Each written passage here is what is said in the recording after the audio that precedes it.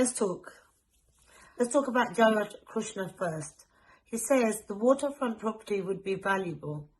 And from Israel's perspective, if it was up to him, he would move out all the Palestinians and clean up the strip. I mean, he's talking to Harvard University on the 15th of February 2024.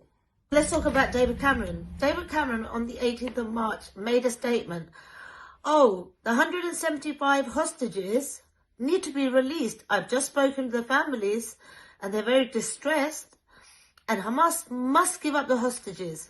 Not only that, but he asked for a pause. No ceasefire, a pause.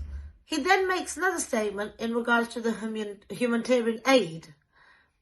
That we must get aid in there and we must push for it. He also took credit for a field hospital, which was by UK Med, which is an NGO, a non-government organisation. The lies that these people tell should tell you that all they care about at the moment is to get that port built, to make sure the Palestinians are removed from Gaza. That port is a Gaza death port, and it is being built with the rubble and the remains of the Palestinians. I mean, just recently, they just attacked Al-Shifa Hospital, where they were digging out people with their hands. And it makes me wonder, because they have the state-of-art machinery and they've got it there. They're building a port for humanitarian aid to save the deliberately starved Palestinians. Yet they could not use that machinery to help save the wounded under that rubble. But prior to that, the rubble that was already there, with bodies that have been mixed with that rubble, is being used to basically build a port.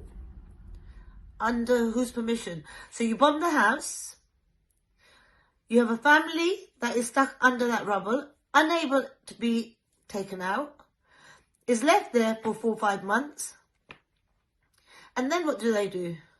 They then pick up that rubble with the remains and decide to build a humanitarian port for the Palestinians who have been deliberately starved. I don't know. It doesn't seem to add up. So the bottom line is, that's not a humanitarian port. It is not for the Palestinians. It's purely to drive them out.